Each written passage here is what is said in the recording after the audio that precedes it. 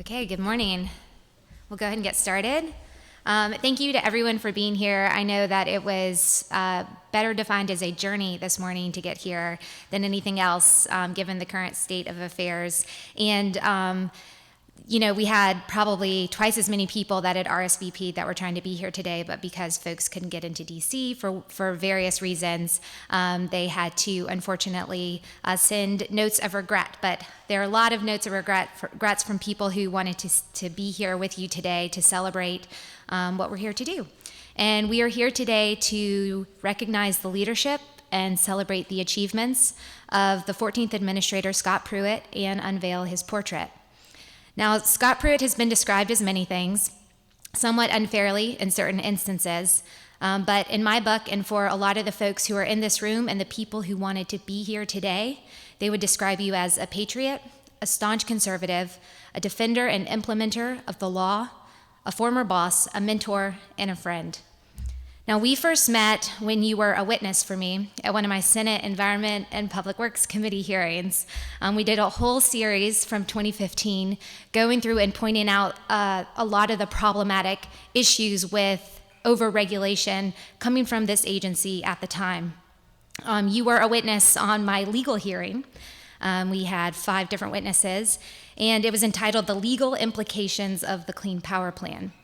And the theme of it was to point out the problem with the Clean Power Plan is that it undercut a very, very important legal underpinning of the Clean Air Act, which is cooperative federalism.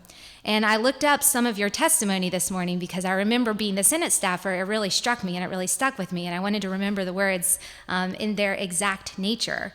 And what you talked about, being the Attorney General at that time from Oklahoma, is that EPA, and I quote, was treating states as a vessel of federal will, which is extremely problematic, especially when you are trying to achieve outcomes that are defined by what is implemented meaningfully at the local level.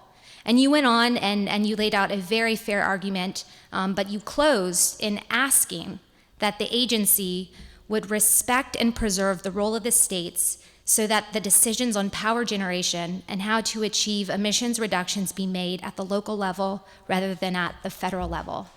And I truly believe your commitment to a partnership between the states and the federal government, and your commitment to administering the rule of law, how Congress envisioned, not necessarily what we think we should do here, but respectful of the extent of the authority and the limitations, is what ultimately brought you here. And I started in March of 2017. Some folks define that time period as the Wild Wild West. It was great. Samantha was there with us, and we had a lot of really good conversations. But the very first meeting, I got sworn in, and I was going through my own boarding, and I got plucked out of that by Ryan, and brought into the early morning meetings that we had. And at that time, we truly could fit around a dinner table. There were only a handful of us. And the first conversation we had, you were really probing me about the extent of the air monitoring network. And I didn't have the answers. How many air monitors are out there? What's the cost? What are the gaps? And you were so worked up about it because you wanted to ensure that before we went to the states under the context of the National Ambient Air Quality Standards, in this particular instance, we were talking about ozone standards, that they had the tools to adequately measure and see where the gaps are so that they could adequately protect their local population and improve their environmental well-being. And so it really set the stage for, one, being prepared to have granular level conversations with specifics, but then also that commitment to ensuring that the states are set up for environmental success, which really defined the Back to Basics agenda, and we really took it from there. Now, before we do the unveiling and before you come up, I'm going to invite Administrator Wheeler to come up here and give just a few remarks.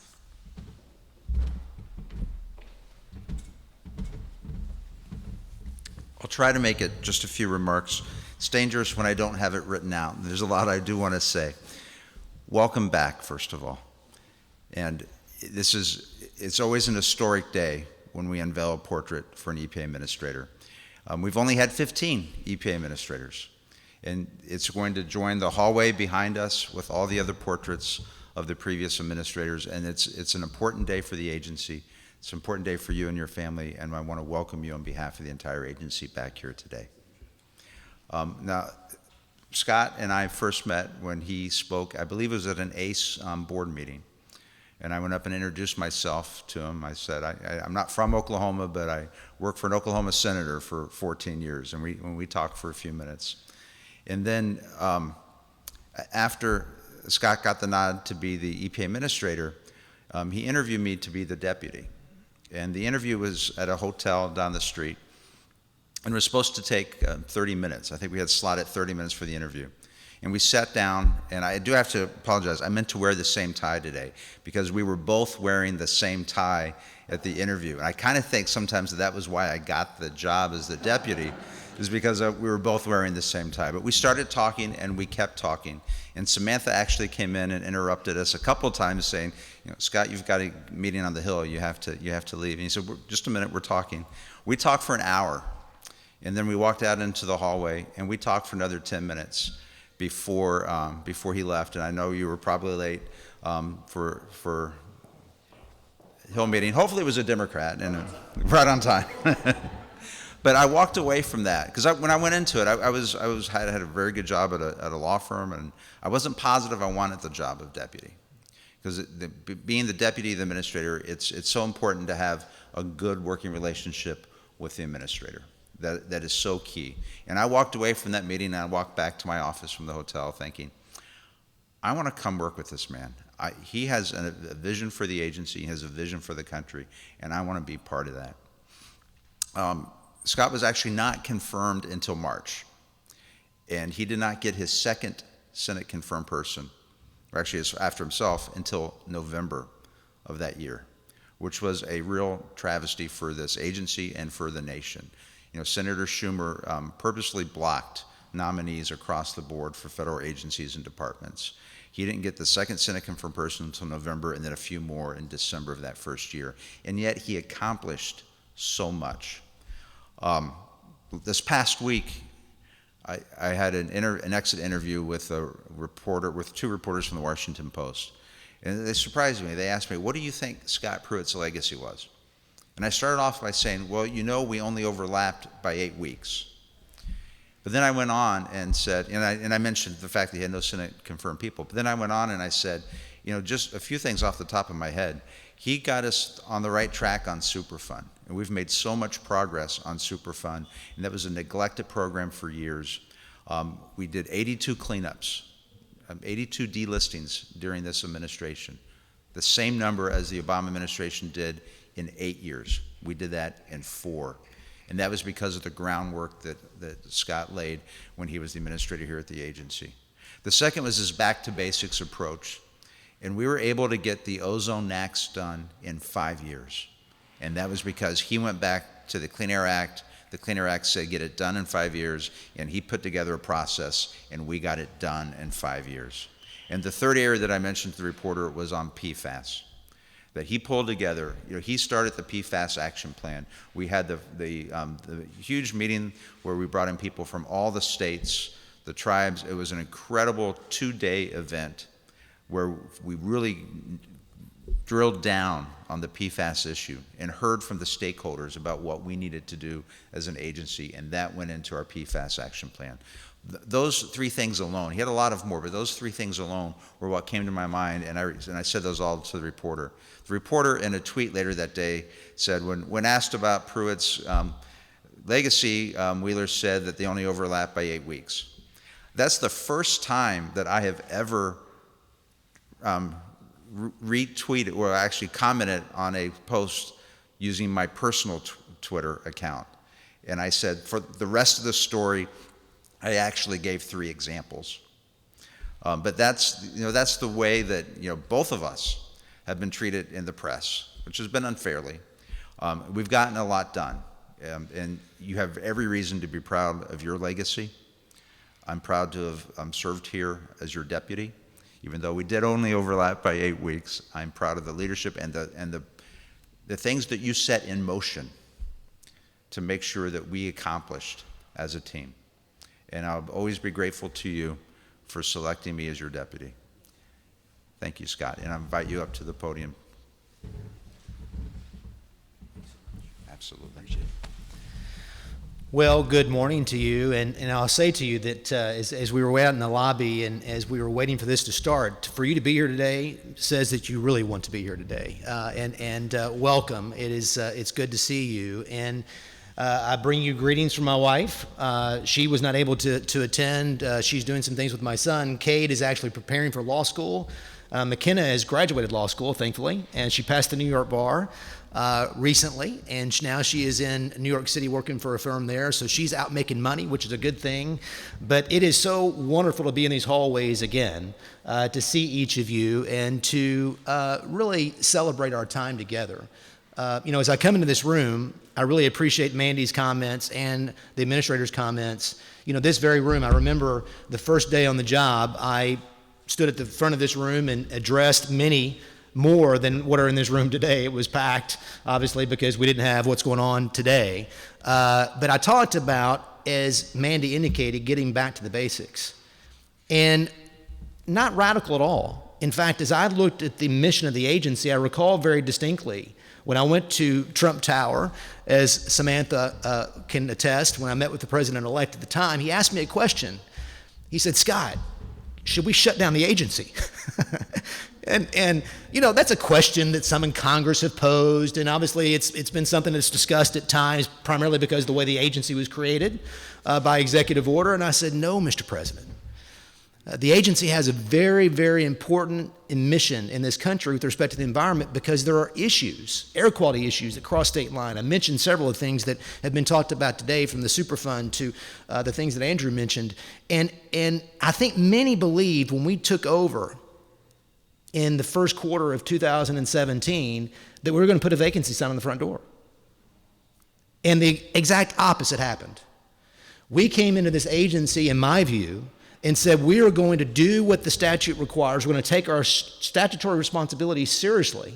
There was a backlog, as you know, in the chemical office that was rather substantial. We cleared out the backlog. We started meeting the deadline on something that I know everybody enjoys in this room, which is the RFS. As far as getting the mandates out each year, we started meeting that in November of every year, so that people had expectation and certainty with respect to what was going to occur in the marketplace. With respect to attainment evaluations, across the various counties across the country, as you know, Mandy, we started meeting those deadlines. And that sounds simple to us, but before we arrived, that didn't happen in any number of areas of this agency. And so we took seriously our commitment to process. We took seriously our commitment to rule of law and what the statute allowed us to do. And, oftentimes what we see in the environmental space is rhetoric over results.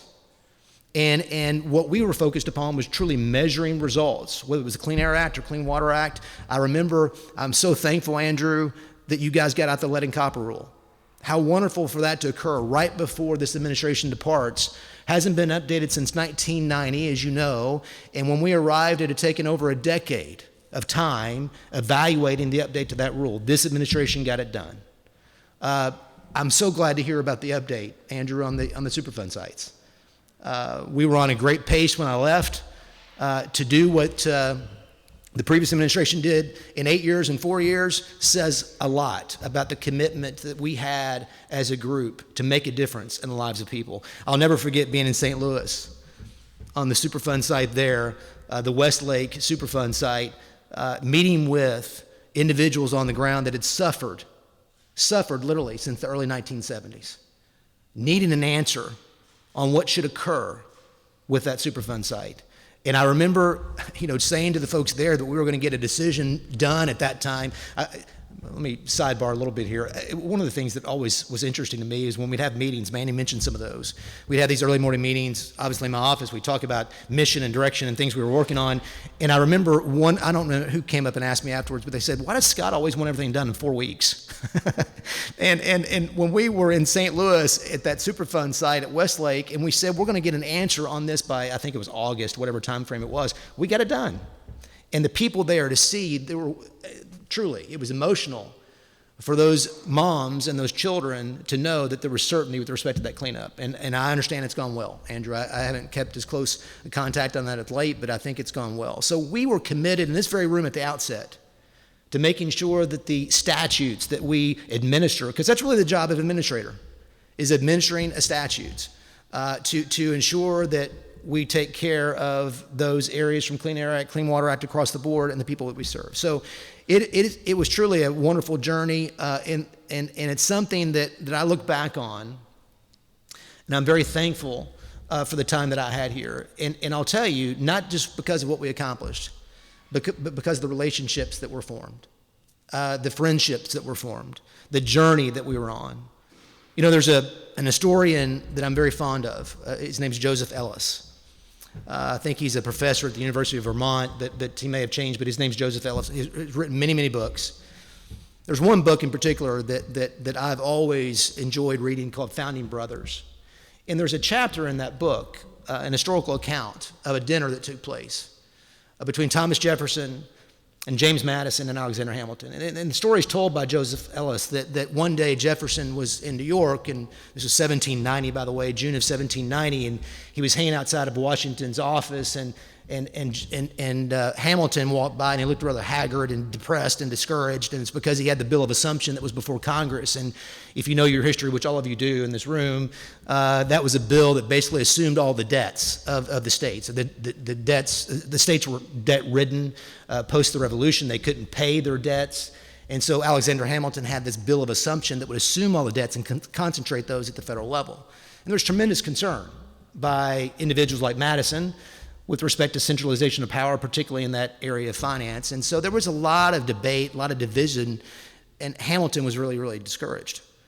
And if you know anything about history, you know that Jefferson and Hamilton weren't the best of friends. In fact, they didn't like each other very much. But Jefferson did something that was unusual. He said, let's have a dinner, and I'll invite my friend James Madison. So Madison and Jefferson and Hamilton got together at this dinner, and they were talking about the Bill of Assumption, and they worked out an answer, and the answer was this: Madison would not vote against it. He wouldn't work his, he wouldn't work his caucus to vote against it. He didn't have to vote for it, but he would let the Bill of Assumption go through. But in exchange for that, Alexander Hamilton agreed that the capital of the U.S. would be near the homeland of James Madison in Virginia, near the Potomac, which is why we have the U.S. Capitol in Washington, D.C. Now, I share that with you for two reasons, and it's really reflective of our time here at this agency. And it's really, I think, instructive of what we should be looking at for the future. Andrew and I were just talking about this a minute ago. But that story represents two things. You had people in that room that had strong, very strong opinions.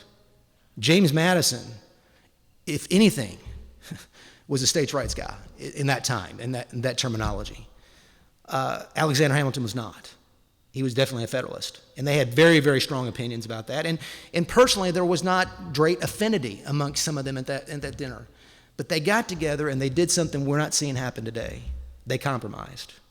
They found an answer. They recognized that there was an objective, a need as leaders in the country at that time, and we need it more today, to tackle issues and provide what?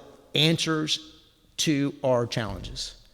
At this agency, we deal with weighty issues. This administration is the only Republican administration to adopt a rule regulating the emission of carbon from power generation.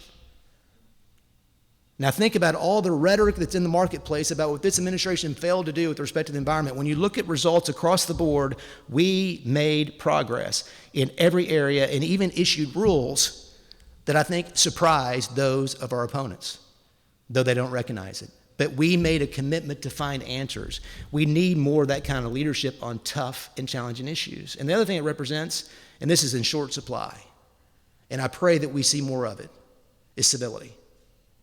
You know, one of the things that I see Jahan and Samantha was with me from the very outset. Mandy walked with me very intimately with respect to the Paris Accord and, you know, all the issues we did with the RFF. We dealt with some very, very difficult issues. I pray that during my time as administrator, that though there was much vitriol, though there was much combativeness, though there was much misinformation in the marketplace and attacks on me personally and this agency, that we did not reciprocate, that we did not respond in kind, that we exercised professionalism and civility as we did our work. And I believe that we did that. And that is what I am most proud of, is that we kept our focus, we kept our mission of getting results despite all of that was going on around us. And to each of you here, I look at each of you that went through that with me, thank you. You are a friend, you're a colleague, you're an encourager to me. And please know, I'll never forget you. It was a blessed journey. We made history together. And so I say thank you to you. And I welcome the opportunity to be here with you today, Mandy and Andrew and the rest of the team, and I look forward to this unveiling of this wonderful portrait. I hear it's great. I don't have my glasses. I don't know if I've got glasses in this or not. I can't remember. And the effort that was put in to get this done, I mean, literally, Mandy noticed me and said, hey, Scott, Nancy, we're working on this. Can you show up? I just got back from a trip over the weekend. I'm getting ready to take another. And so, really, it is such a blessed thing that you are able to do this. As we're all departing. So thank you, Andrew. Thank you, Mandy. Thank you to each of you. Nancy, thanks for your assistance as well. And I guess we're going to do an unveiling now, right? Okay. So how do we do that? I've never done this before. I think you should watch it, and Mandy, do you want to take one side and I'll take the other? And then we're... Is that... Whatever you guys want to do. We can do that. Okay, ready? 1, 2, 3. All right. Yeah. Looking good. That's it. Good choice. Good choice. Let's do this. Yeah, good choice.